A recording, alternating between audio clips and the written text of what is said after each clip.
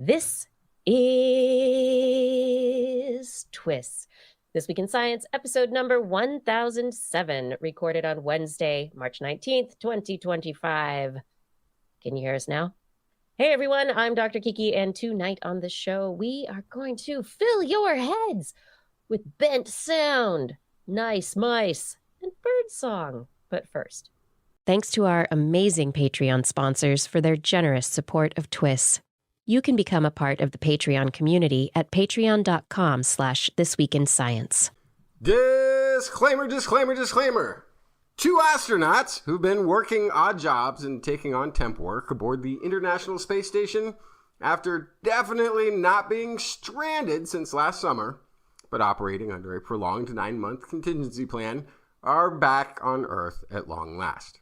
The capsule, carrying Suni Williams and Butch Wilmore, splashed down off the Gulf Coast of Florida shortly before 6 p.m. Florida time on Tuesday.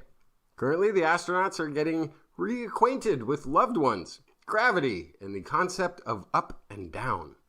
The longest an astronaut has continuously persisted in space, cosmonaut Valery Polyakov, who was in orbit for over 14 months at 437 days on just one of his trips to space.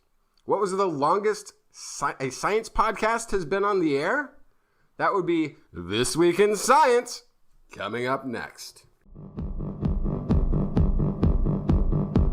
I've got the kind of mind that can't get enough. I want to learn everything. I want to fill it all up with new discoveries that happen every day of the week. There's only one place to go to find the knowledge I seek. I want to know what's happening. What's happening? What's happening this week in science? What's happening? What's happening? What's happening this week in science? Good science to you, Kiki. And a good science to you too, Justin, and everyone out there. Welcome to this episode of This Week in Science. We are back to talk about all the science that we thought fit to bring to the show this week. I have stories. Oh yeah, and we are missing a Blair this week. She has caught the creeping crud, the foolish flu, the just not so good. So we hope that she rests up and gets back to us next week very healthily. Yes. But I have stories about, let's talk about some of that stuff in space. Maybe some landings, 1 or 2. I don't know. I've got some sound bending science for you. And mouse morticians, talkative mice, and chatty birds. What do you have, Justin? Oh, what have I got here? I have got what Euclid can find. I've got a new lab on a chip-ish news kind of a thing. Tsunami warning for California. What? And avocados while pregnant. Question mark? No, say it isn't so. I love avocados. Oh my gosh. I didn't say anything bad. I just say question mark. That is I know, that's like neutral. sensationalist. Completely jump to neutral. Conclusions, Matt. Question mark is completely neutral. Just asking questions over here, people. Oh my gosh. I'm just asking questions. Just asking. It's totally fine. All right. Well, let us jump into the show with all the news. But before we do, I want to tell you all that if you are not subscribed yet to This Week in Science, you can find us live streaming Wednesdays at 8 p.m. Pacific time on Twitch, Facebook, and YouTube. Look for This Week in Science, TWIS Science to be able to find us. Yes. And we are all over those podcast platforms. Look for This Week in Science if you want to subscribe to our podcast, or subscribe your friend when you just handily happen to borrow their phone and be listening to podcasts like this one. Additionally, you can find more information about the show at our website, twis.org. Now it's time for the science. Let's start with those space landings. You ready? Let's go. Let's go. Let's do it. Now, I just really want to know about all the guacamole. You got to serve it up. I'll go ahead and start with that story. So it's not. I have it all the way at the end.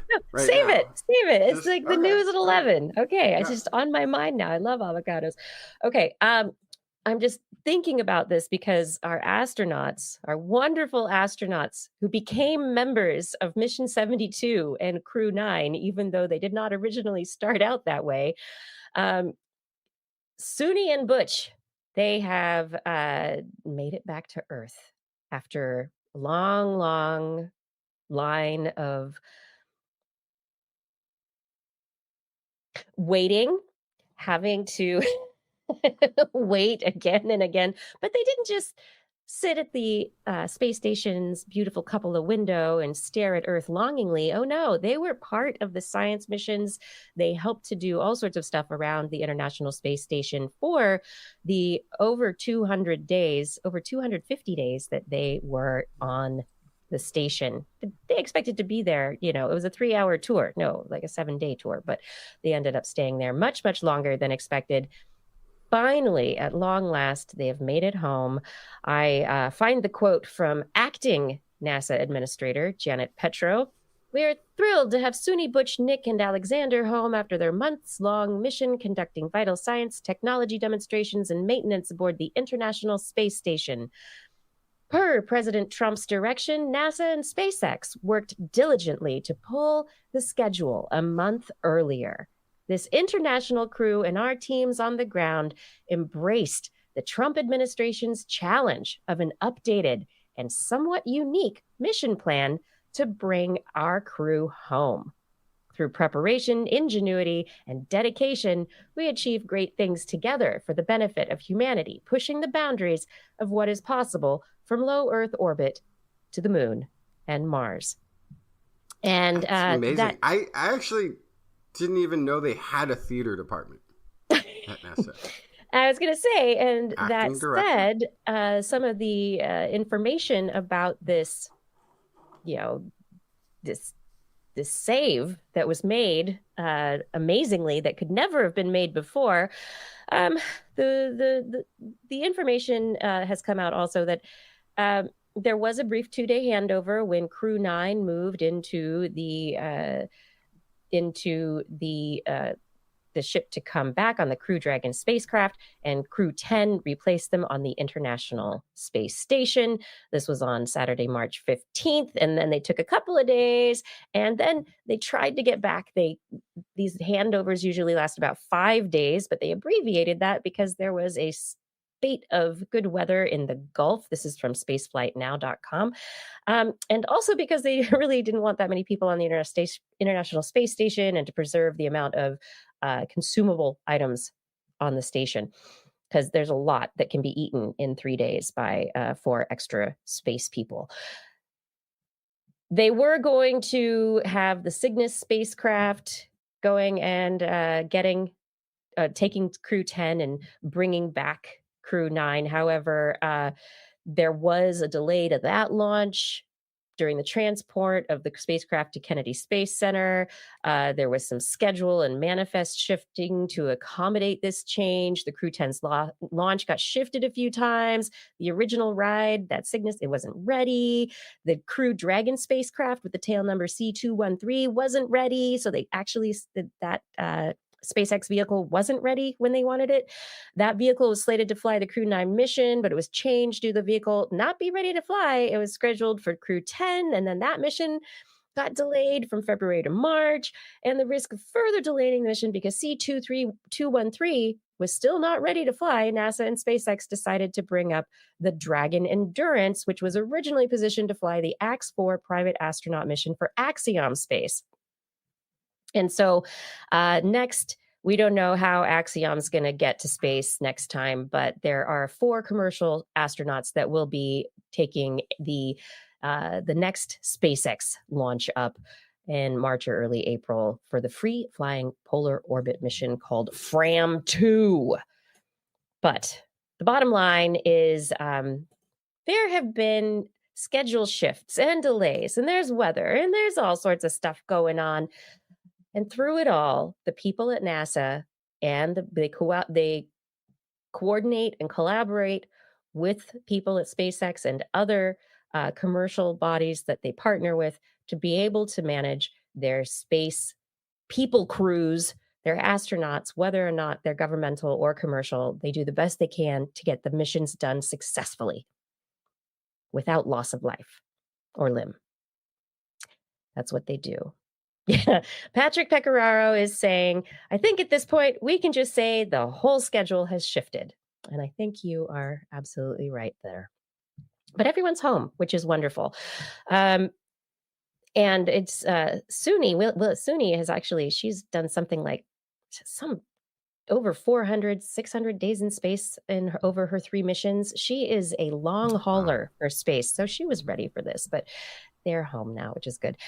Speaking of other things in space, NASA is reporting from their team, supported by Marshall Space Flight Center in Huntsville, their NASA's Langley Research Center in Hampton, Virginia, used data from the SCALPS instrument, stereo cameras for lunar plume surface studies. It's a 1.1 instrument that was on the bottom side of the Firefly Aerospace's Blue Ghost lunar lander that landed successfully on the moon on March 2nd. They took single shots that were taken by a selection of cameras off of the Firefly mission in order to create a low resolution video. The cameras were shooting at about 8 frames per second, so there's no real persistence of vision, but you can get an idea of what the lunar surface looks like as the vehicle, the Firefly lander, actually lands. And it's like you would expect. It's very dusty, and the dust flies, the regolith flies all over the place. And then the lander lands on what appears to be fairly solid surface, which I think is really exciting. But this data they were able to take from multiple cameras, short focus and long focus cameras, in order to be able to put together these videos. And they're also all mapped by time, by altitude, by sequence, so that they have offered a real image of what's happening during landing, so that for future missions we can potentially plan ahead and get an idea of how to design things better so they don't fall over when they land. But I mean, if you've got issues when you're coming in for a landing, it's probably not going to be good no matter what. Anyway, this camera, all these cameras working together have given, this is the first time that this kind of data has really been put together. This is going to be used specifically for the Artemis campaign and for other trips to the moon, and potentially as they increase and advance the technology to places like Mars as well. Yeah. Pictures of dust on the moon. It's pretty amazing. Yeah. So they were able to get that data back, and this instrument is still in operation and is getting information on the light and shadows as they move during the lunar day, and is going to be taking a look at surface details under and around the lander to be able to see how the dust changes during the lunar day and night, to see how much of a change there is, specifically to static forces within this dust. But to see how things change. Oh, see how they change on the moon. But I'm not going there anytime soon. What about you, Justin? Me to the moon? No, thank you. No. It's not much to do. Yeah, I mean, there is too much. Like what? There's nothing to do on the moon. I mean, that's the thing they don't tell you about the moon. There's literally nothing to do. Except sit around and do bloodstream tests? I don't know. Test yourself for infections? I don't know. So I think I switched it. You must have the old version. Are you going for avocados? Is that what you're doing now? Nope. No. I got Darn it. My rundown now shows the Euclid space mission. Oh, okay. Let's go with Euclid. I decided to piggyback with your space talk. Okay, I Euclid, like it. which is the European Space Agency's overall mission, although this is 21% funded by the German Aerospace Center. It has contributions from NASA for the some of the instruments on board, as well as Max Planck Institutes. Also contributed a lot for the design, data processing for the scientific research aspect. Airbus, Defense and Space Systems developed the payload module, including for the telescope. So, and the Euclid Consortium, which is more than 2,000 scientists across 15 different countries, including the U.S., Canada, and Japan. So this is a big collaboration mission. I love these words: collaboration, contribution. This must have been months ago that they planned it. So, and the goal of this is to map the geometry and evolution of the dark universe by precisely measuring the shapes, positions, and distances of billions of galaxies, unveiling the nature of dark matter and dark energy and their role in cosmic history. So, what, now they got data's already, got data's coming down. It's going to be a while before the data's processed where we're like, oh, and there's a new paper from Euclid, but I couldn't resist. I want to get in now and talk a little bit about what we might be expecting. What types of research, anyway. So, by measuring a lot of the distortions in galaxy shapes, it will have a goal of mapping the distribution of dark matter to help us understand that mysterious force, whether it's driving the expansion of the universe through dark energy or being driven by dark energy, I guess. Gravitational lensing insights. This is one I'm actually the most excited about. So it has a very advanced system for identifying gravitational lensing. So we know what the strong lensing looks like. That's when they take a shot of a galaxy and you can see all these arcs, Einstein arcs of gravitational lensing from things in the back behind.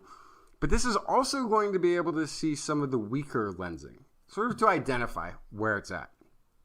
And why that's helpful is that then you can start deciding where to aim something like James Webb, so that it's hitting maybe some of these, what appear to us from here as weak gravitational lensing, but could just be really far away lensing events. And that means if you can zoom in on that far away lensing thing, you're getting a view from there of a lensing way back into time and space. So it's got a much wider view. I think it says somewhere 100 times the viewing, image viewing capability compared to, say, Hubble. So it's going to be able to That's amazing. Yeah, it's going to be able to take a lot more galactic data photos, selfies. So each photo or each combination of photos, because they're taking a whole bunch during their scans, each combination is going to have more data, higher resolution, and wider scan of the sky. Yeah. They're looking to map the cosmic web. That's those strands of galaxies across billions of years of cosmic history. So isn't this the kind of stuff that, like, James Webb can show us this kind of stuff because it's the infrared, not actually stuff that's, or is this looking at regular old light? Correct. So this has regular light, but it also has infrared optics that are actually newer versions than James Webb. Look, everything gets updated. We update from Hubble to Gaia to James Webb. We've got, there's so many. And now Euclid. Yeah. So one of the things that, and it's not in what I'm looking at here, but there was some conversation I was reading about where they were describing how it filters out ghost imaging also in a more advanced way. And so that it will be higher resolution, basically, is what it comes down to. Newer, better, bigger, faster. all of that sort of thing. Now, I don't know that it has quite the depth of vision that TWIS has. Right. So it's kind of like you have it's in all kinds of photography or in these collection systems. It's the pros and the cons, or the what you get versus cost versus benefit. So you can do a tight, highly focused, really high resolution, or you can do wide and a little less resolution. But this looks like it's pretty amazing. I can't wait to go see this and James Webb all mushed together in a in one of those beautiful planetarium shows. But yeah, so again, the thing I'm most excited about, and of course, it's going to be giving us new data on redshifting, on distances of objects, on age of the universe, of rate of expansion. It's going to give us better information on those sorts of things as the data comes in and as it gets analyzed. Will it help with that whole tension-y thing? The tension? So yes and no. So again, my opinion only, but I think the tension there is not going to be resolved by data collection. It's going to have to be resolved through methodology and through assumptions. Shedding off of a few assumptions of how we think the universe expands or contracts or forms. I think there's going to have to be a little bit of an alteration of, it's not really the fundamental, I don't think, standard model, but certainly the lambda CDM isn't going to stand as it is today. No. Right. Okay.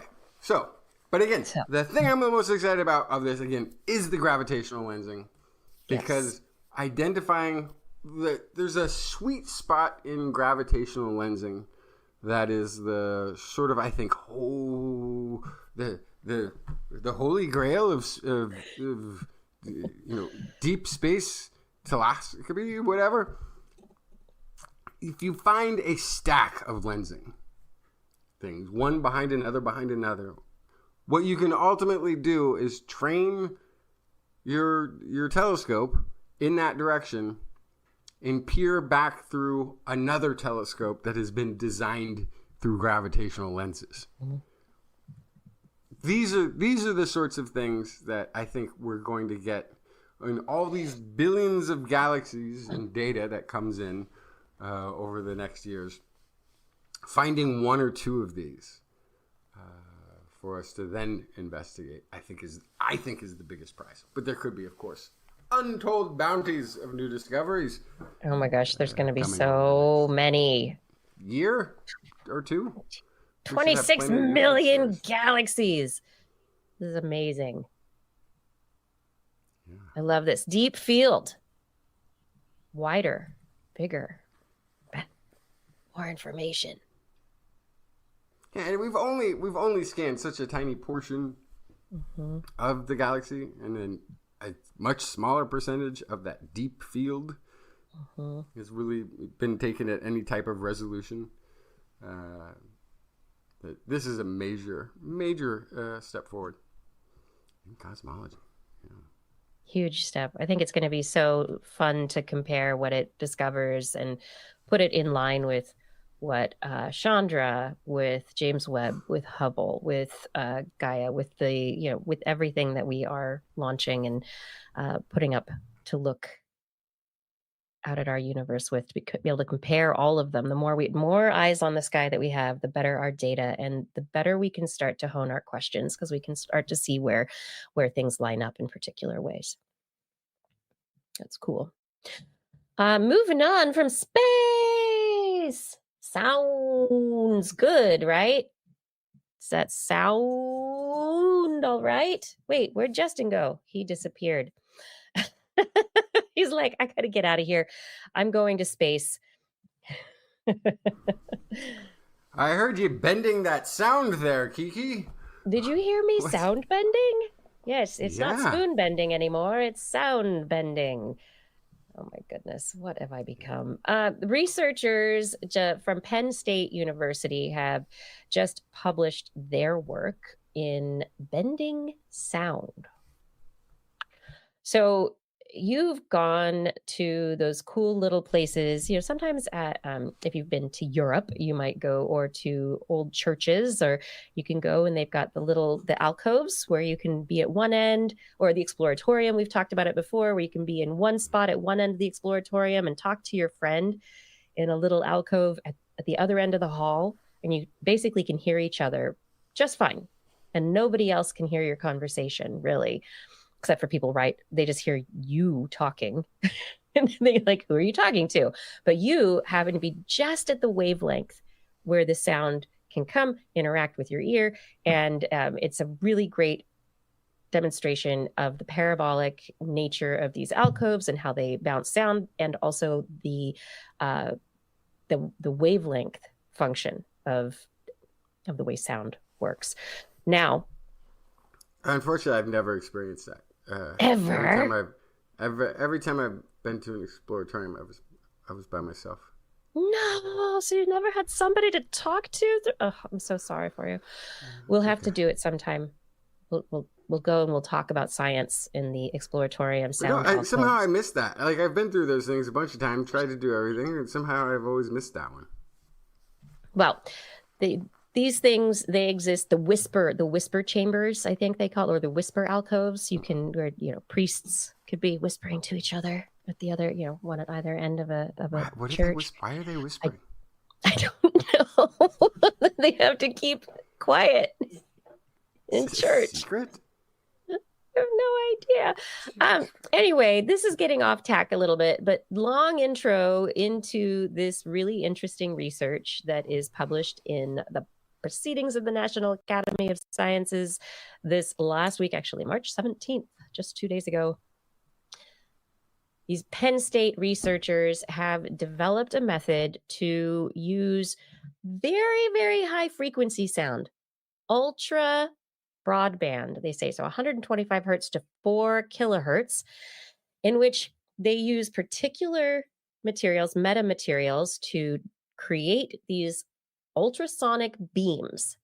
The ultrasonic beams then travel in a bending path, not a straight line like you would think sound normally travels in. No, not a straight line, but in a bending line, because their sound can be moving in different axes, and as it interacts, because of the metamaterials, it creates different sound waves within this ultrasonic beam of sound that bends the sound pathway so that it can intersect with another ultrasonic beam.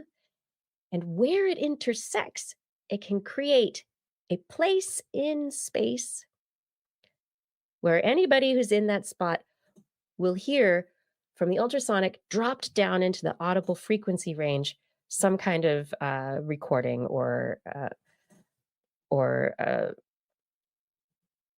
focused sound. So they're self-bending ultrasound beams.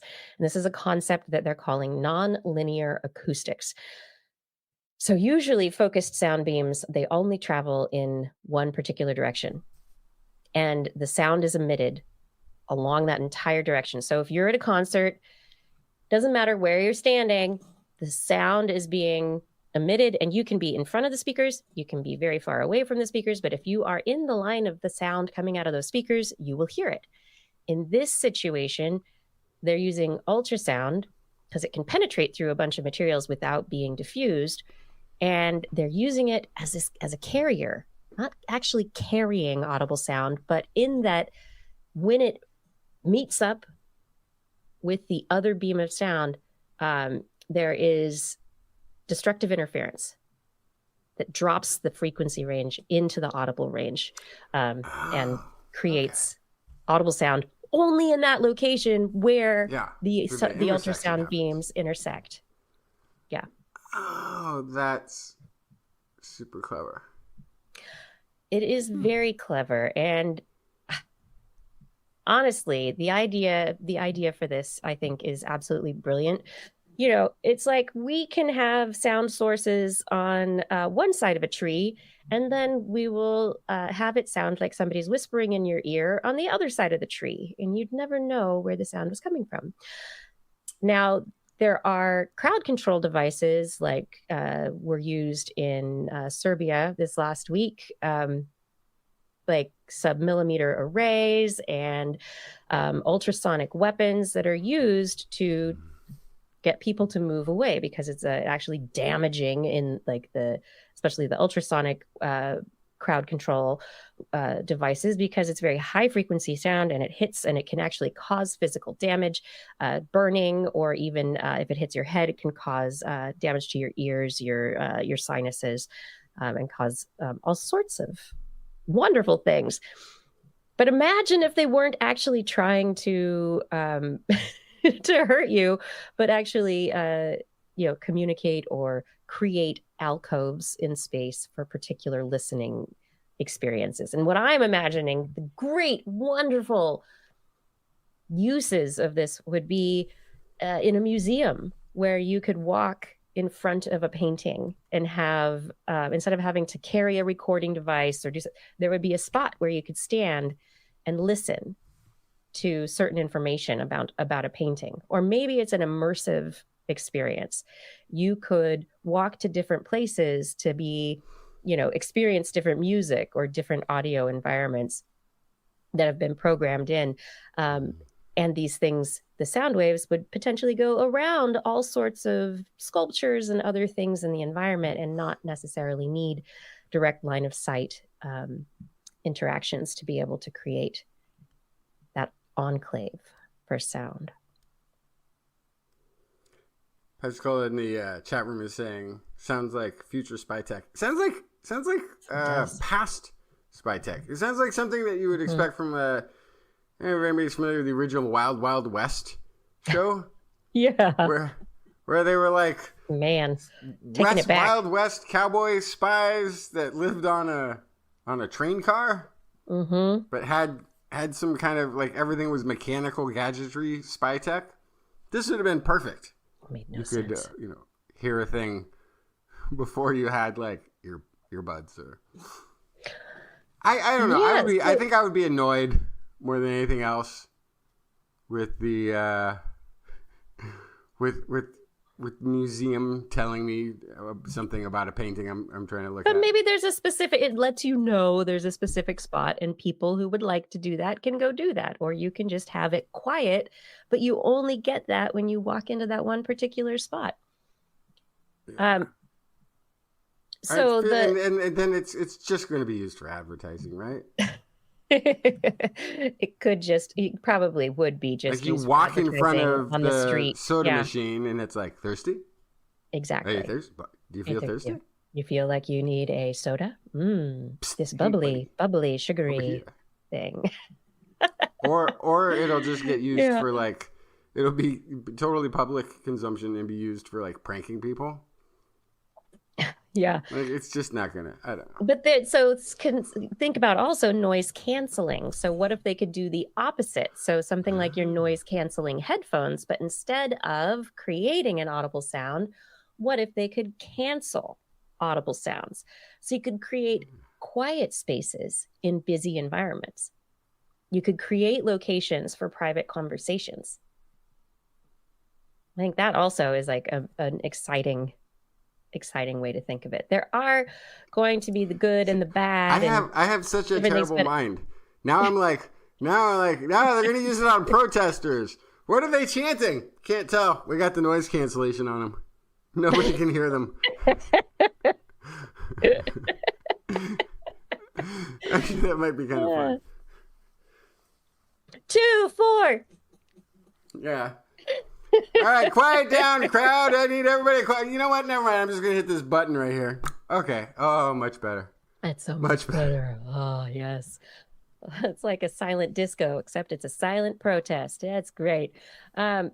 Ooh, a disco with different music playing in different parts of the same dance floor. Huh? Exactly. Okay, now this is starting to get fun. Disco. They are such bad dancers over there. No, they're just dancing to a different tune. That's all. Oh, you can dance to the beat of your own drummer. Yeah. Yeah. Okay.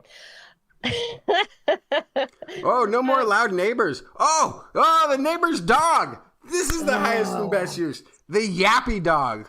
Or the that rooster yappy at dog. the farm next door. It just always yapping all day long when the owner leaves. You Always yapping. point this at that thing and shh. Oh, perfect. Now that's gonna sell. That's gonna sell. The dog silencer. Yeah. Anyway, I think this is a really neat advancement. I mean, we've had the ability to have destructive interference and focused sound like this for a while, but the advancement now are these self-bending, self-tying shoelaces, no, self-bending ultrasonic beams that are created by acoustic metasurfaces that can bypass obstacles like human heads. In order to create. And that is what we need. That is the biggest obstacle that we are up against in this world. I really love abstracts and press materials. They have so many fun little statements in them. All right, Justin, tell me about something else promising. University of Illinois at Urbana-Champaign.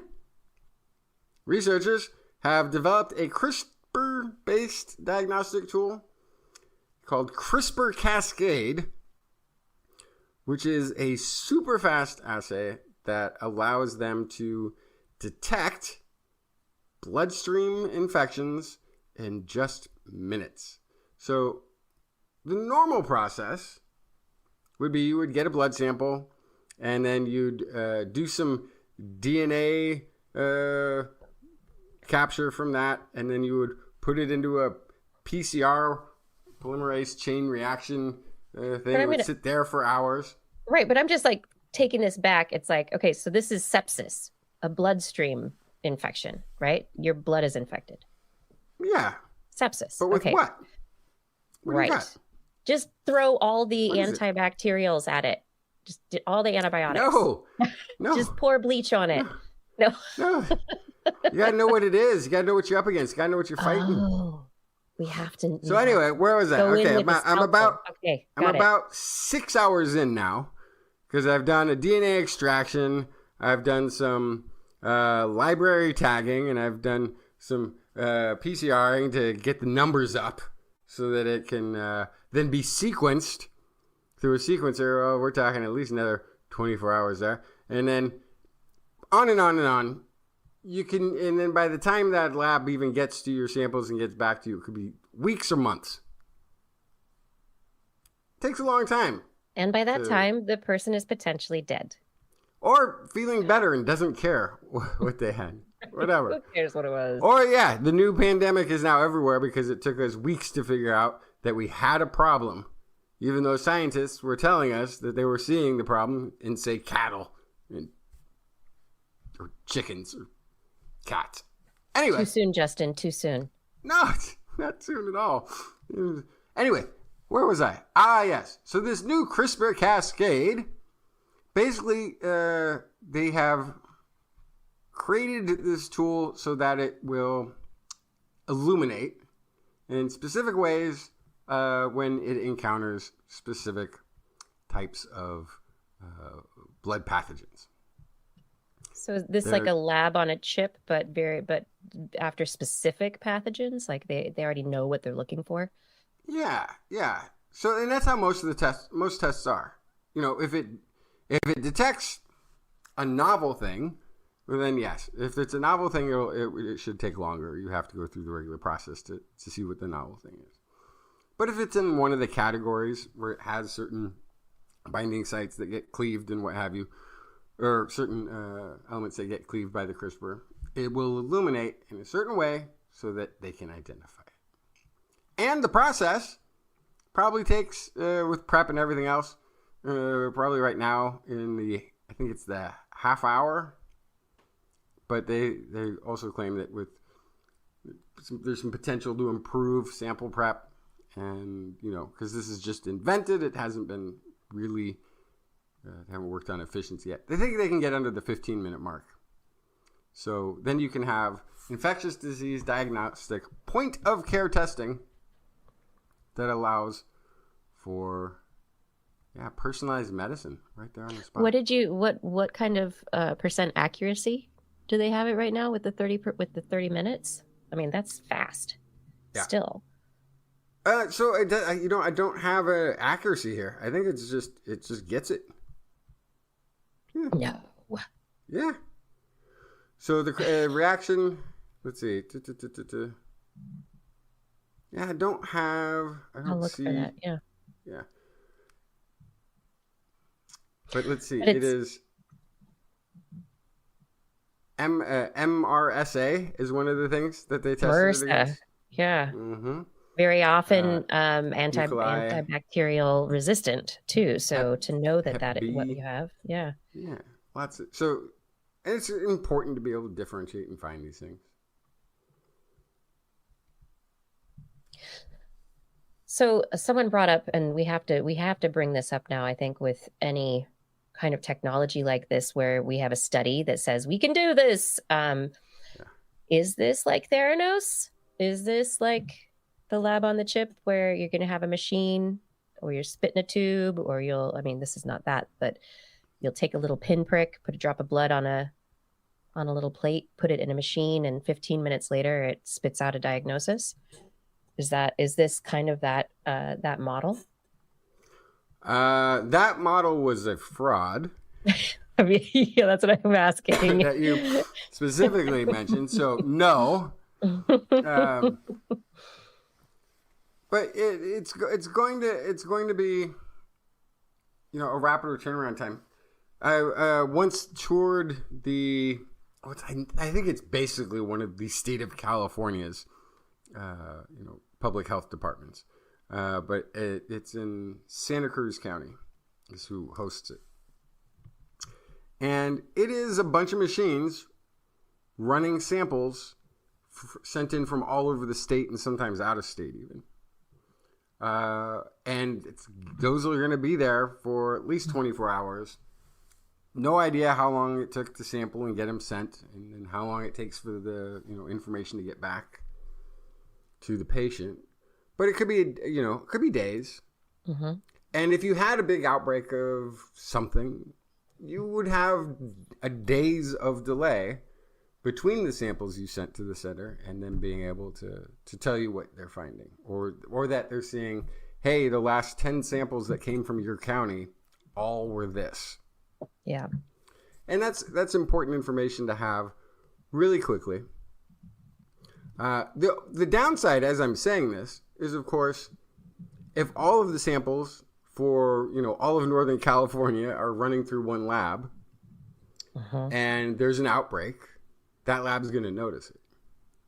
Hey, we just got 50 cases of this when we normally see 1 or 2 a month. Whereas if you have personalized lab on a chip style, one doctor in one town has one patient that has this. Well, it's not an outbreak. It's just gotta help this one person.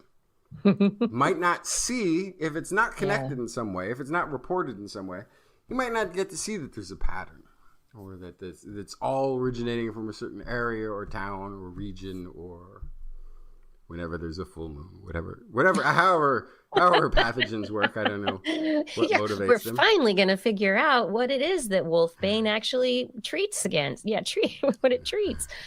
Mm-hmm.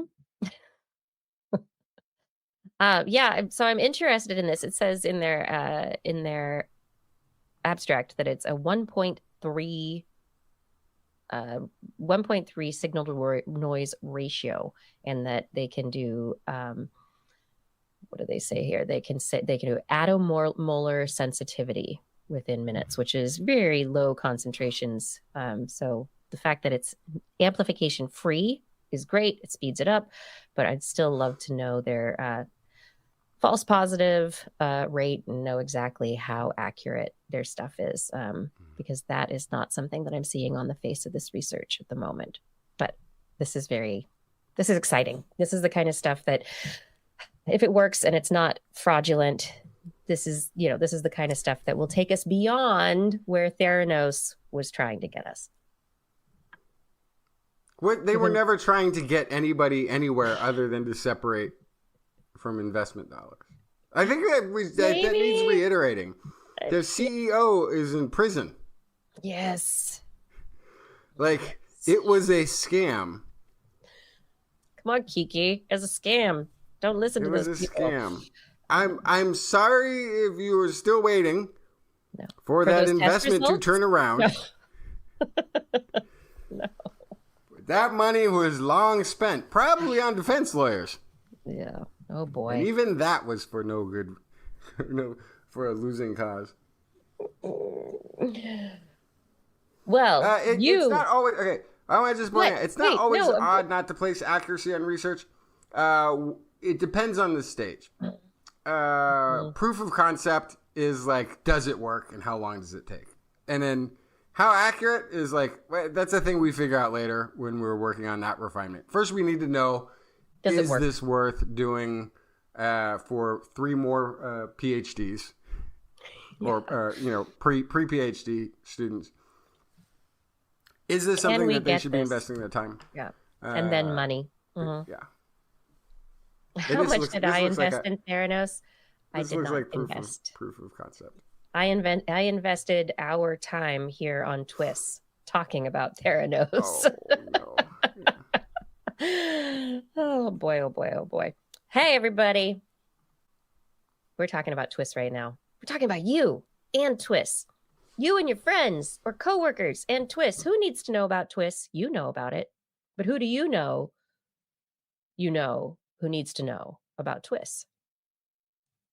Well, TWIS is supported by listeners like you. So if you can head on over to twis.org or send your friends there, you can help support us by clicking on the Zazzle link, looking at our merchandise. And oh yes, buying the merchandise. That is wonderful if you would like to support us. We have cool stuff that's TWIS based. Oh, Justin's got a nice shirt. That shirt that Justin has, I believe, is available on our Patreon. It's also available through our Zazzle store.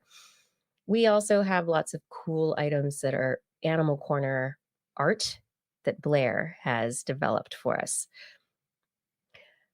Also, over on twis.org, you can click on the Patreon link. When you click on that Patreon link, it will take you to our Patreon community. Anyone who is able to donate $10 or more per month, we will thank by name at the end of the show. I really do love getting to be able to make it a longer and longer list full of harder and harder to pronounce names. It just makes it a lot more challenging and fun for me at the end of the show when I can't speak anyway. Oh, my goodness. Everyone, yes, all of it. It's for you. It's fun for us. We hope it's fun for you. We like the science. We love talking about science with you. We're so glad that you're here. We really can't do it without you. Thank you for your support. Welcome back to more This Week in Science. Justin, do you have more stories to talk about? Well, I do, and you're not going to like this one because it's going to potentially affect Fairy Tale Town. No. All right, is it because of avocados? No, it's because of tsunamis. What? Okay. Yeah, according to this, this is from, story. I got this off of phys.org, but it's by way of Los Angeles Times. The risk of damaging flooding from major tsunami may be greater than many realized along stretches of California's renowned coastline. This is according to state officials. So the most recent risk assessment outlined in maps that were published by the California Geological Survey, reviewed by the Los Angeles Times for this article, illustrate that the devastation could result from scenarios we considered to be extreme are very realistic. For instance, a large tsunami could flood swaths of Marina del Rey, Long Beach, and nearby Dual Port Complex to an elevation up to 15 feet above sea level. Oh, that's actually, that'll go pretty far in. Yeah. Okay. Yeah. If it just hit Marina Del Rey, I mean, It'd be fine. Marina Del Rey is very pretty, but okay, whatever. it's a lot of boats. And I don't think, yeah. Anyway. Worst case scenario, tsunami could bring flooding 18 feet above sea level to sizable areas of Berkeley, Alameda, and Oakland. There goes. And where? I'm sorry. Oakland. Oakland. Okay. Oh, that's not good. But that's only 18 feet. Gets worse. Flooding could reach up to 30 feet above the average high tide, which is like, it's not that 30 feet. That's the high tide. That's devastating. 30 feet above high tide would be devastating. Along the outer coast of Humboldt Bay and the Eureka areas. And if you go just a little bit further north, it could get 50 feet up in Crescent City in Cayucos. And if you don't know where Crescent City and Cayucos is, it's fine. There's very few people there. Low density. If those towns didn't exist, you wouldn't even know it. However, it is some of the most beautiful coastal area of California, if you ever get a chance to visit. Anyway, so for most Californians, the precise extent of tsunami risk is less important than knowing these hazard zones exist in the first place, because most people aren't even aware. Although I have noticed actually up in Humboldt and down the coast, I have noticed the tsunami signs are there. Mm-hmm. So the tsunami signs are there. They have a siren system in place based on past recognition that these things were threats. And a lot of this, a lot of the sort of upping of this tsunami awareness game comes from, I think it was 2010 event that hit Japan. Maybe it was earlier than that even. But that tsunami, they realized, was not something that they thought could happen, because normally you judge tsunamis by looking in the past and looking in the history, and they hadn't had anything like that. But there was a marker in Japan that was talking about tsunami that was like hundreds and hundreds and hundreds, like maybe 1,500 years old, way inland. That people knew it was there, but nobody really. So there are big tsunamis can be a once in 1,000-year event. But when it happens, so what do you do? What do you do? Basically, and this is like a horrible advice, I think, from this article, because of where we are. Sorry, and the tsunami in Japan was 2011. Thank you. The advice is, if you're near the coast and you feel strong shaking from a local earthquake, then move inland as soon as possible. Yes. Sometimes, though, you don't know quickly enough. Problem is we have a lot of earthquakes in California. Yeah. You'd be on the road with all those out-of-state people who are trying to run from an earthquake. I don't know. But knowing if you're in one of those highly affected areas would be really. And so this is the Department of Conservation, and it's the California Geological Survey. This Department of Conservation, the funding that comes from taxpayers to support this research and to give us timely and accurate warnings, I assume, is considered very important. Probably not anymore. I do hope that California continues to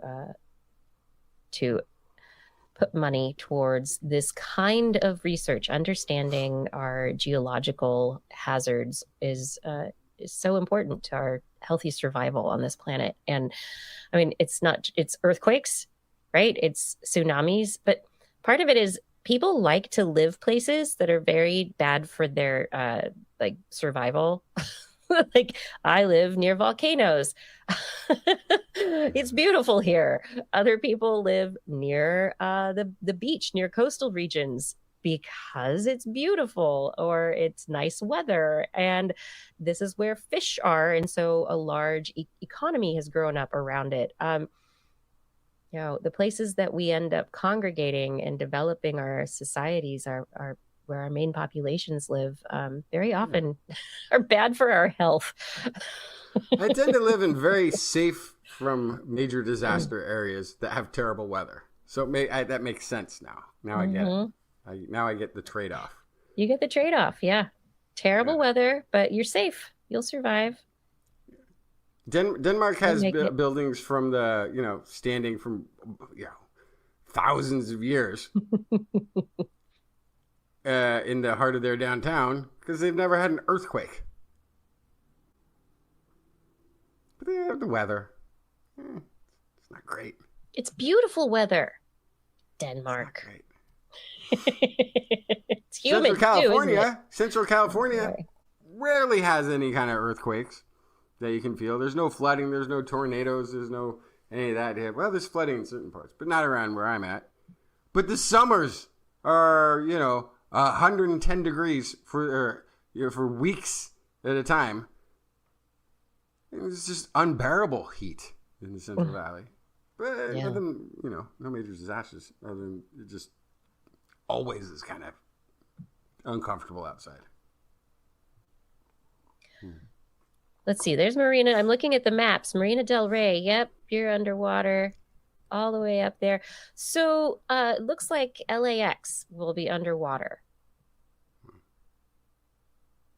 If we look at where things are going to be. Yeah, LAX will be underwater. Most likely. And they just remodeled too. Oh, you changed your microphone. They just remodeled. Yeah. Okay, tell me about another lovely place. Another lovely piece of news. Lovely place. More news. Okay, this is the story everybody wanted to hear. Do avocados? Question mark? Are they safe for pregnant people? Question mark? Question mark?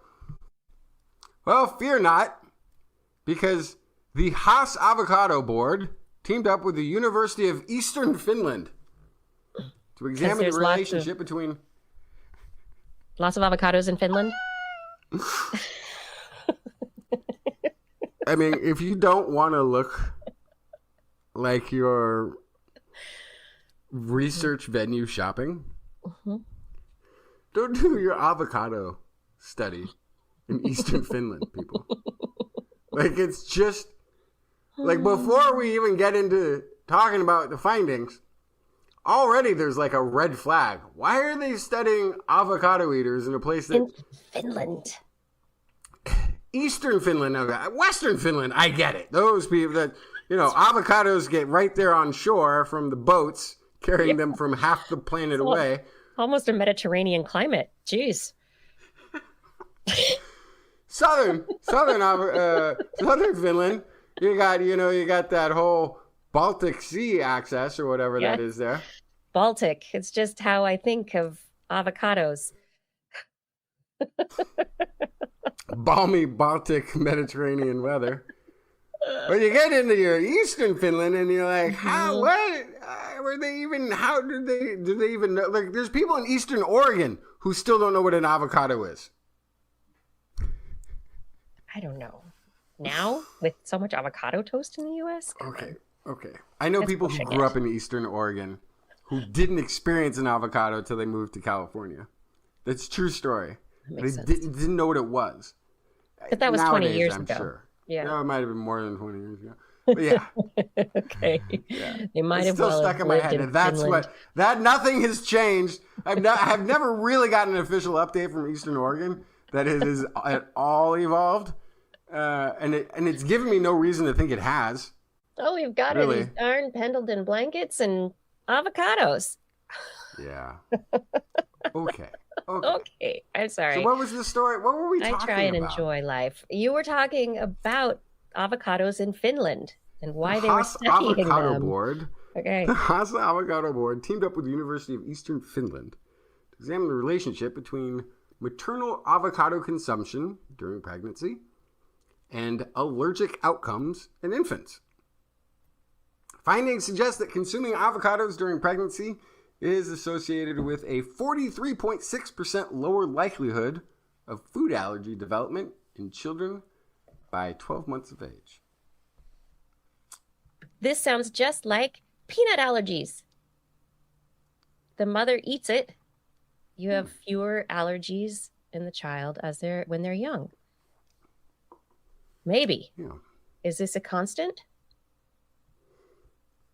Well, it says here that previous studies on maternal nutrition have examined the role of sort of groups of foods. Mm-hmm. But they don't usually just focus in on one individual food item on that list. So what they did was they obtained data from the Kuopio birth cohort. And this could be a good reason for going to a Scandinavian type country to do your research. It's that whole universal healthcare kind of a thing. Collects data on a big group of people and keeps all of that data. Mm-hmm.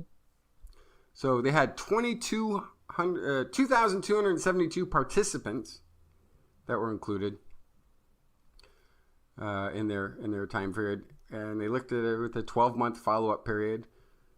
Self-reporting if they consumed avocados over a certain amount in at least one, part of the trimester. And they put all that data together from that.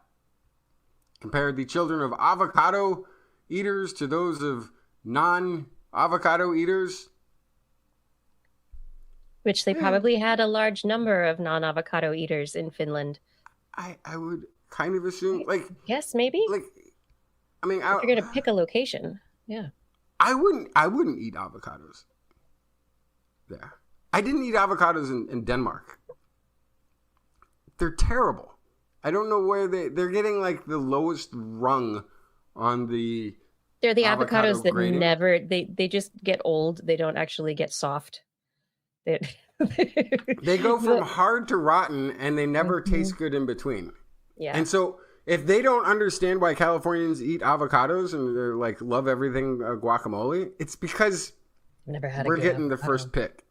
Mm-hmm. And you're getting they are. You're getting all the reject avocados in Denmark. I'm sorry.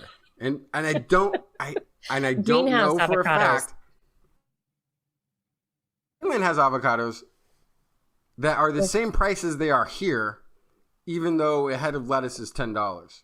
So yes, we're paying too much for avocados. How do they do that? Can they freeze the avocados or keep them cold until they get to where they're going? I wonder how that works. I've never had a frozen defrosted avocado. Do they brown like bananas? The outside of an avocado is already too dark for me to know. I need to do an experiment. People make avocado ice cream. Mm-hmm. Tell me, have you frozen avocados? Sorry. So anyway, they found this big hit where it looks like, if you eat avocados, you don't get food allergies. They think some of the nutrient compounds of avocados, this is speculation, but unsaturated fats, fiber, antioxidants may play a role in the immune system development. Specific biological mechanisms were not investigated. But yeah, here's the interesting side note. This study has a weird mix of transparency and lack of transparency about it. Transparency, the lead author is from the Haas Avocado Board, which defines itself as the only avocado organization that equips the entire global industry for success by collecting, focusing, and distributing investments to maintain and expand demand for avocados in the United States. They do a lot of promotional stuff for the avocado industry. Okay. They have a goal of making avocados the most eaten thing by this year. Whatever. First two authors clearly are from the Haas Avocado Board. That's transparency. And they should be didn't. allowed to do studies, right? You can No, go, you can, it's and it's transparency, nice and publishing there's it, but okay, transparent. There we nothing go. wrong with industry funded and industry participated research. Who else is going to be that interested in avocados? I get it. That's why, like, Yeah. it's one thing, a step remove would have been to just fund independent researchers to do the work. But you involve yourself. I love the transparency. You didn't go through a other type of science consulting group to then hire the researchers to do the thing. Like, I see that all the time, and that's, not transparent. Transparent. That's what I'm calling it. Mm-hmm. Okay.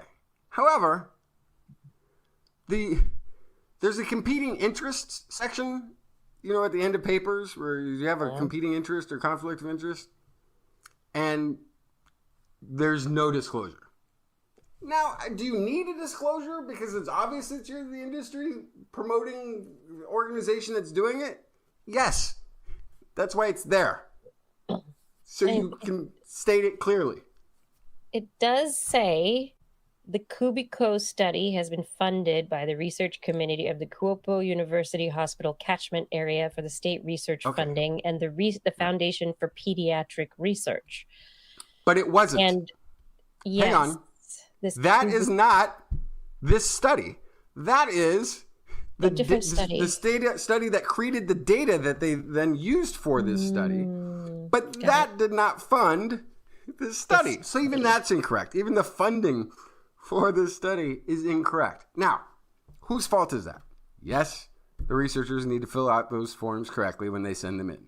However, this, and I don't know, this is a minor-ish research. Yeah. PDAC research isn't one of the big publishing places. However, it is published under the Springer Nature network. That's who does the publishing of this. Mm-hmm. It's not to say all of the stuff that they do, because sometimes nature is known for wanting to turn a profit.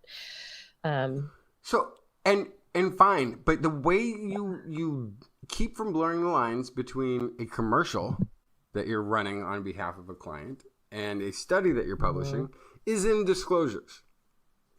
This is an interesting outcome that they are claiming. Here's who funded it, and here's the conflicts of interest, and you decide from there. That's fine. But they didn't. We just did an advertisement for people in Finland eating avocados while pregnant. So that their kids will not have avocado allergies if they ever go to California. I don't know. I think it blurs the line. I think they need to just, take this study with a pinch of salt. Also a good way to enjoy your avocados with a pinch of salt. And if it doesn't prevent a food allergy, so what? No lime. It's great. It's great. It's one of my favorite foods in California. You leave California, it's not as good. I get it. It's not going to be as good. Well, if somebody did have an issue and go into anaphylaxis if they had eaten an avocado and were having an allergic reaction, would you try to resuscitate them, Justin? Okay. Resuscitate? So they're unsuscitated currently. They're in an unconscious, unsuscitated state. or they've passed out. And it's from a peanut allergy? Or Specifically? avocado? I don't know. They Avocados can do no terrible. harm. Nobody has ever gone into avocado shock. No. And unless you've seen the price of them lately, then that can happen. Okay. All right. Well, do I resuscitate somebody who's unconscious? I would try. Yes, absolutely. You would try. Okay. So you're a person who would try to resuscitate somebody who is fallen unconscious for whatever reason. Yeah. Not everybody would do that, but it's good to know you will, especially because mice would. I mean, if it's good for mice, it should be good for people. According to a study that was just published recently, researchers discovered, this was published in Science, researchers discovered, and this is something they've known for a while, that that mice, they have a practice, and lots of animals actually, they get upset when other animals are unconscious or possibly dead or dying, very often they'd go into actions that could be taken as or interpreted as trying to resuscitate, wake up the other animal that is unconscious. And so this group of researchers who published in Science their study, Reviving Like Prosocial Behavior in Response to Unconscious or Dead Conspecifics in Rodents. In basically what they did is they put mice in a place with mice that they had suscitated. They knocked out. They drugged them. Yeah. And they watched to see what the mice did. And what they found is that the majority of mice spent a significant amount of their time trying to help, or I mean, we're going to say help, but there is a stereotypic, what they call this is like patterned series of behaviors that happen when a mouse encounters unconscious other mice. And it's very similar. So they'll approach and sniff. Hey, oh gosh, are you okay? When that has, oh gosh, let me clean you up a little bit. Let me groom you. So they groom the other mouse, and then they start mouth biting. Yeah, they bite the other mouth. So maybe it's like mouth to mouth resuscitation, and tongue pulling. And then tongue pulling. So it goes from the approach and sniffing to grooming to mouth biting to tongue pulling.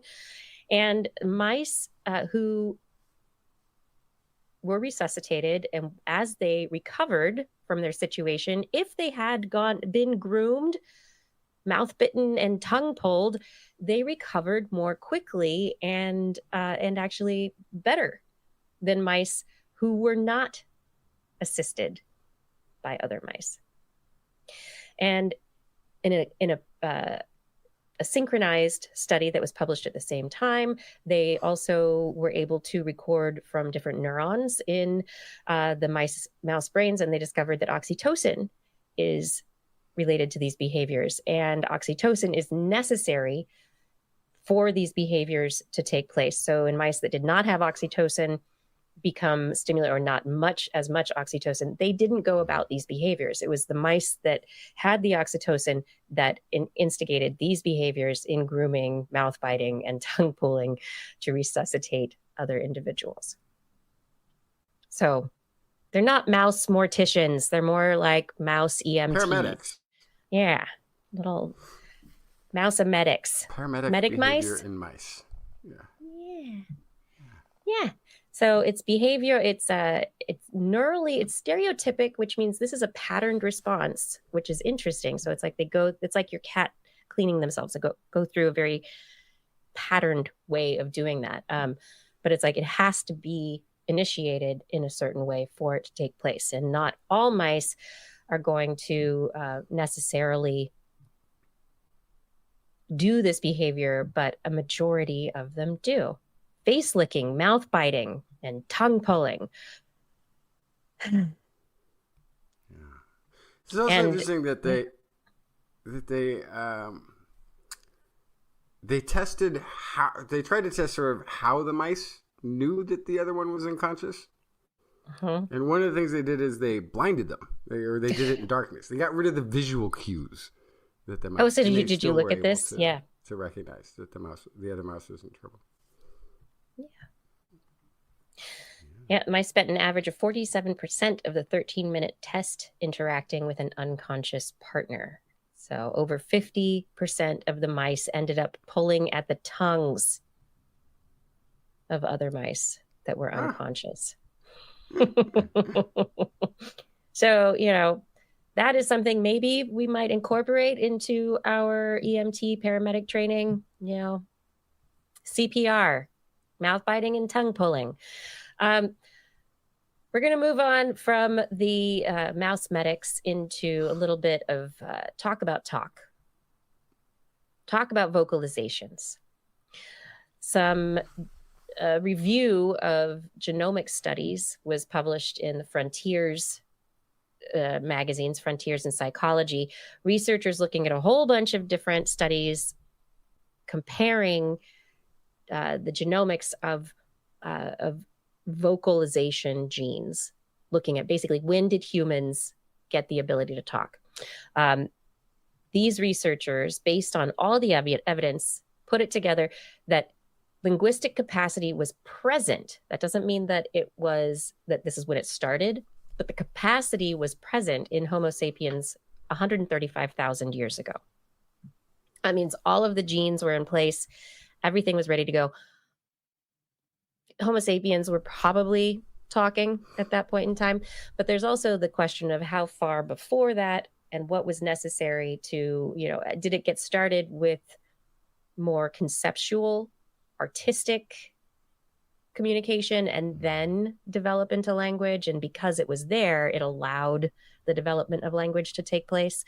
But 135,000 years ago is about halfway or so to when we think that humans really got our start in as modern humans over 200,000 years ago. And I would definitely argue it's great that they've pushed it back that far. I'm 100% sure that it's going to go back a million years.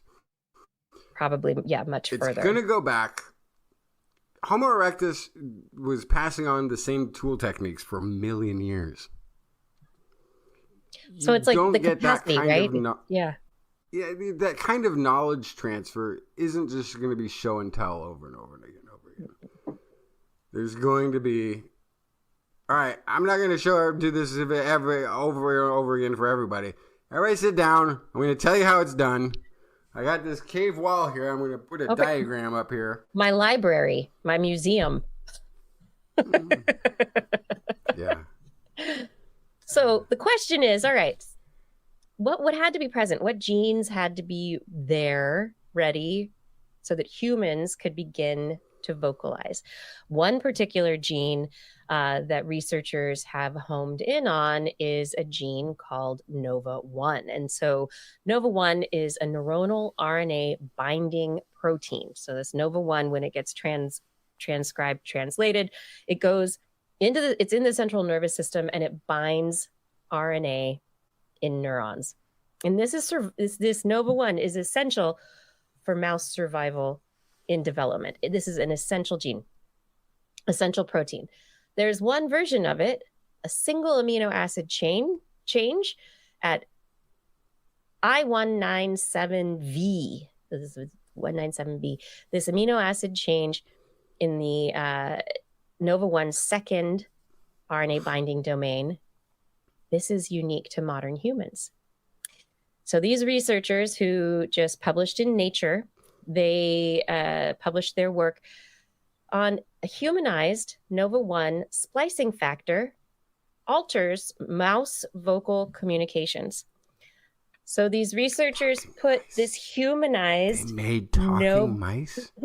Well, they're not talking. They made talking mice? So, kind of. Seriously, this is not the rats of Nim, but we're getting there. All right, so they found that it didn't have any real effect on the normal RNA binding capacity as it related to development or motor function. So all of that stuff was still the same, but how it... And Blair's not here, but I can still hear the voice of Blair. Mice talk all the time, Justin. You just aren't listening. There, thank you for doing yes. But they talked more. It led to changes in splicing in vocally related areas of the genome. So there were multiple binding peaks in mouse brain transcripts involved in vocalization. They also found similar, related, associated patterns of behavioral changes. Vocalization patterns in pups were different. So they've come up with a number of letters that mice squeak. So they have the letters S, D, U, and M. And the different mice had it was like they were like, I don't like D, it's going to be P. They changed the way they spoke. They changed their letters. They're different from the wild type mice. And then as they grew up and when they got to the age to reproduce and start mating behaviors, their songs were different. Started podcasts. That basically, they had more complex and high frequency songs. So they said more things. They put more stuff into what they were saying to potential mates. Don't know if that's good or bad, but they spoke differently than other mice, which is pretty amazing. Wow. It's all from one gene. And yeah, we don't know exactly. It's because we don't know what the mice were saying to begin with. But now we know that you put a human gene in there for vocalization and it changes the way that the mice speak, and it changes their brains. One of those things that always sort of bothers me. We come up with this language model technology just to figure out what other humans are saying. That's pointless. Animals. We should be applying this to mouse language. Yes. We need a mouse translator. We have all these research mice. Gosh knows what they've discovered by now. We could be learning from them. Coulda, woulda, shoulda. Maybe we can be. We probably can be. But this is, the realization that this humanized single amino acid change in this one protein, which is, it's a conserved protein, and it's one big difference in what led to modern humans. And it is related to vocalizations. It changed vocalizations in these mice. It implies that this particular gene has impacts on the connections related to cognitive processing and vocalization. Perhaps it's not even that. Maybe it is not cognitive processing. Maybe it is, I can now do a whole bunch of mouth movements and make a bunch of sounds that normally I would have not done. My brain would have stopped me and filtered them out. And maybe now this new protein changes the way the filter works. So it's changing the thinking about vocalization. Well, that's what we don't know. We just know the output. We know there were changes in the ability, we know there were changes. Structural. Yeah, we know there were changes in the vocalizations. The mice had new letters, and then they talked. They had a different language. They spoke differently. Were they more successful at dating? That's what I don't know. That's what we need to talk about. Did they tell funny jokes and get more attention from the other mice, or was it just were they ignored because they had a weird accent? Oh, poor little mice. I don't think that they were ignored. I have no idea. I think this is very interesting. Outcomes. We need to know what those outcomes are. No more outcomes. Yeah. Picking a How did it letter change things? It's fine if it's got a punchline. If it's important to the joke. Otherwise, it could be off-putting. We just know that it changed the way that the mice behave. So this is something that's really interesting as we get into the last study, which is related to how birds talk to each other. It's the evolutionary factors that are involved in determining what is successful in language and what stays in a language to make it language or not, right? So, you might say a bunch of stuff, but if nobody wants to listen to you, or if, what you say is not attractive to a potential mate, you're not going to procreate. You're not going to go on and be successful if you can't, keep a job, I don't know, putting seeds in trees or whatever. Is that a job? For a bird or a mouse. Oh, if you're a bird. I got you now. So, yeah, because as I'm thinking in terms of human-y context.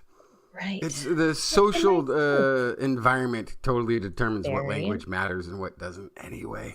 And otherwise there'd be like.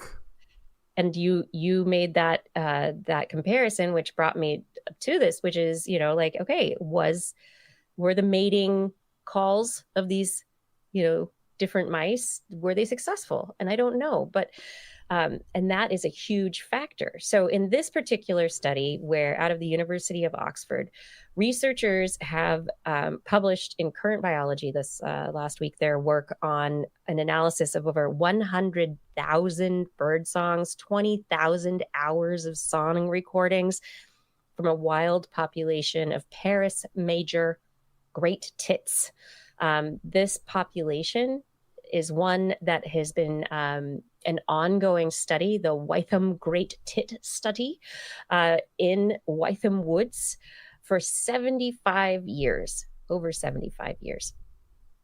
And it's pretty amazing. This area of woods was deeded to the university after a family had a daughter who died and loved birds and nature and research. And so the family said, here, you take this land, and in our daughter's name, you can only, allow very special students, the right students, to use it, and only ever use it for the, scientific research. Oh, wow. To study. And so for 75 years, they have had this basically a wild land being conserved to be able to do research on the animals and birds, everything, the nature that is there. And so scientists have had this study of the Wytham tits in Wytham Woods. And it's really, really wonderful. They have some videos on their website. If you go to wythamtits.com, you can find out all about the woods and the project and what they are learning there, why they're studying the birds in the first place. There's a video David Attenborough had done. You might have seen it in one of his past documentaries about how they time their how they manage their incubation so that all of their eggs hatch at the right time when there's food available, so that they have less nest mortality. It's a beautiful, beautiful space. I've never been there, and now I really want to go there. It looks beautiful. It is acres.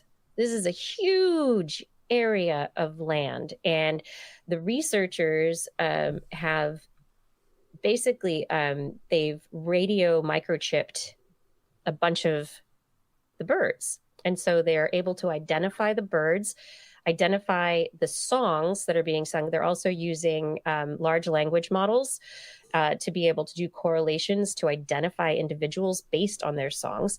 The birds themselves, which this is what I think is really great, they don't just sing one song.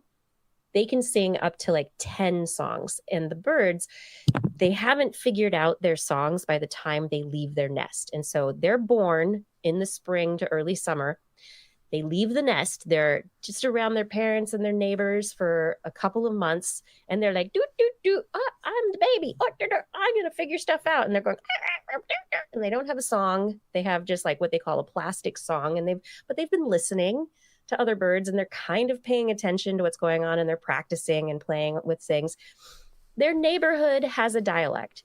It would be like a particular, like a particular like Jersey accent, or, each neighborhood within this forest has a different accent. And so they grew up around that accent. And then they're like, Mom, Dad, I grew up. I got to go. And so in the fall, they go and they take off and they disperse. And some birds stay very close to home. And other birds, much fewer of them, but others will go up to a kilometer away through these woods. And so the ones that go much further away, of course, they're going to end up in places that have a very different dialect to their own, but they're going to have traveled through a bunch of spaces and be exposed to a whole bunch of different songs on their way to the place where they end up.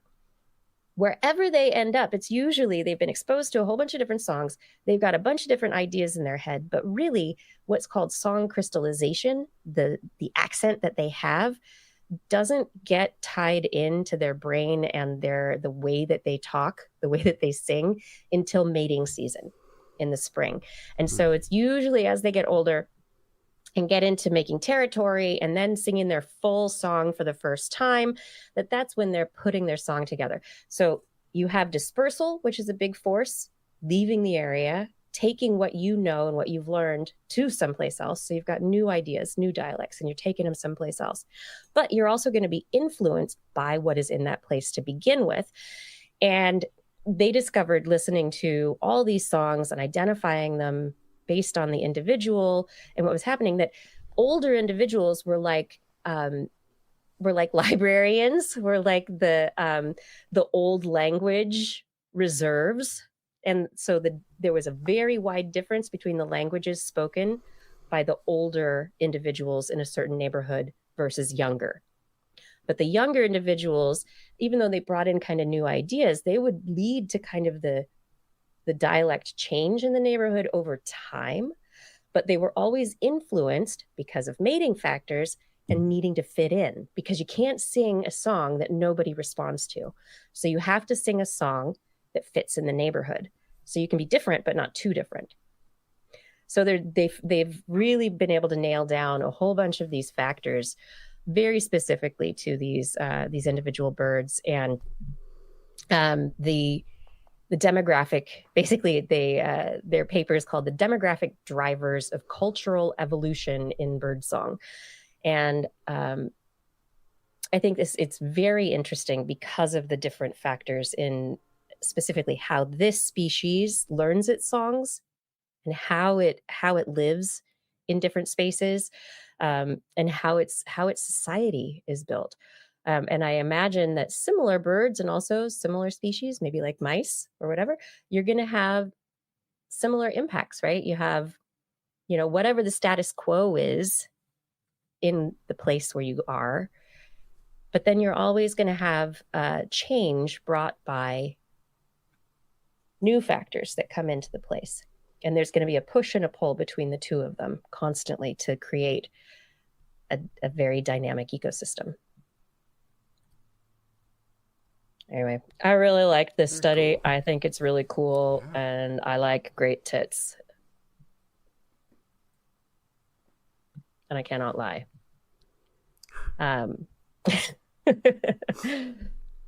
But it really is not very often where you have this kind of an opportunity for scientists to be able to track individuals over space and time, generations, to be able to really understand a lot about these kinds of factors, cultural factors, right? This is seriously cultural factors in birds. I never thought that this kind of a study would be possible. It's pretty amazing. And it is possible because of technology, large language models, large learning language models, and the persistence of a deeded tract of land to researchers to use. But yeah. Anyway, I was trying to think about between the mice with the new vocabulary, kind of like the new birds coming into an area. How successful would that be? Yeah, there could be something to the novelty factor. Mm-hmm. And it could seem like, also a risky factor. It would be risky. If you don't know how successful a population that sounds like that has been, my goodness. My goodness. Have we done it? I think we have. Do we get to the end of another hour? Did we make it? Or so of programming? Have we made it? I think so. Have we leapfrogged and dispersed from our first story to our last? I think so. How similar is our knowledge now? I'm sure I've gone through several accents since the beginning of the show tonight. And I know that there is a great distance between the knowledge I had and the thoughts in my head, the connections in my brain when I started the show and where I am now. Yeah. Thanks to you. Thank you. All right. Thank you, everyone, for joining us for another episode of This Week in Science. It is that time of the show where I love to say thank you to those people who helped make this show possible. Thanks to everybody in the chat room. I mean, honestly, it's so fantastic to be able to look at the chat and see everybody there chatting, talking. And we're talking to you and you're talking to us and we're all here together. Thank you for being here. Gord, Arnlore, others who helped to keep the chat room a civil, compassionate, respectful place. Thank you for being there. Thank you, all of you, for just being those people to begin with. Thank you to Fada. Yeah, thank you to Fada for helping with social media and show notes. Really can't get the word out about what we do without you. That's so helpful. Identity 4, thank you for recording the show. Rachel, thank you so much for editing the show. And to all of our Patreon sponsors, I have to say thank you. But thank you so much, mostly to Robert W. Farley, Lauren Gifford, Dana Lewis, Eden Mundell, Alan Viola, Aaron Anathema, Arthur Kepler, Craig Potts, Mary Gertz, Teresa Smith, Richard Badge, Bob Coles, Kent Northcote, George Corris, Pierre Velazarb, John Ratnaswamy, Chris Wozniak, Vigard Shefstad, Donathan Styles, a.k.a. Don Stylo, Ali Coffin, Shubrew, Sarah Forford, Don Mundus, PIG, Steve, and Alberon, Daryl Myshak, Andrew Swanson, Fredus 104, Sky Luke, Paul Ronovich, Kevin Reardon, Noodles, Jack, Brian Carrington, David E. Youngblood, Sean Clarence Lamb, John McKee, Greg Riley, Mark Hessenflow, Steve Leeseman, a.k.a. Z. McKen, Hayes, Howard Tan, Christopher Rappin, Richard Brendan, Minish, Johnny Gradley, Remy Day, G. Burton Lattimore, Flying Out, Christopher Dreyer, Artyom, Greg Biggs, John Atwood, Rudy Garcia, Dave Wilkinson, Rodney Lewis, Paul Vilbs, Shane, Kurt Larson, Craig Landon, Sue Doster, Jason Olds, Dave Neighbor, Eric Knapp, Lon Makes, E.O., Adam Mishkan, Kevin Parachin, Aaron Luthen, Bob Calder, Marjorie, Paul Disney, Patrick Pecoraro, and Tony Steele. Thank you all for all of your support of TWIS. And if any of you out there would like to join them in this list that I read at the end of the show, or in any way through our Patreon community, head over to twis.org and click on that Patreon link. On next week's show, we'll be back Wednesday, 8 p.m. Pacific time, broadcasting from all of our different types of channels. Twitch, YouTube, Facebook, wherever they are. Wherever the signal goes. Wherever it is. If you want to listen to us as a podcast, just look for This Week in Science, wherever podcasts are found. And if you enjoyed the show, just subscribe your friends to it for them. They'll enjoy it. Thank you. For more information on anything you've heard here today, show notes and links to the stories will be available on our website, www.twis.org, where you can also be sure not to get signed up for any newsletters, which is always a comforting thing. But you could get signed up for a newsletter, and it will surprise you one day in your inbox if it were to show up. It's so random. We do love your feedback. Once decadal newsletter. There's no newsletter. Are you just data mining people, Kiki? Because I've never seen this newsletter. You think I'm that put together? Oh, my goodness. If there's a topic that you would like us to cover or address, or a suggestion for an interview, please let us know on one of the social media accounts, or just send us an email. It's probably the best one. Put TWIS in the subject line so your email doesn't get spam filtered into the mouth of an unsuscitated mouse, because I'm not going in there for the tongue pulling. We are looking forward to discussing science with you again next week. And if you have learned anything from this show, remember, it's all in your head. This week in science. This week in science. This week in science. This week in science, it's the end of the world. So I'm setting up shop, got my banner unfurled. It says the scientist is in, I'm gonna sell my advice. Show them how to stop the robots with a simple device. I'll reverse global warming with a wave of my hand. And all it'll cost you is a couple of grand. 'Cause this week's science is coming your way. So everybody listen to what I say. I use the scientific method for all that it's worth, and I'll broadcast my opinion all over the earth. 'Cause it's This Week in Science. This Week in Science. This Week in Science. Science. Science. Science. Science. Science. This Week in Science. This Week in Science. This Week in Science. This Week in Science. This Week in Science. This Week in Science. This week in science, this week in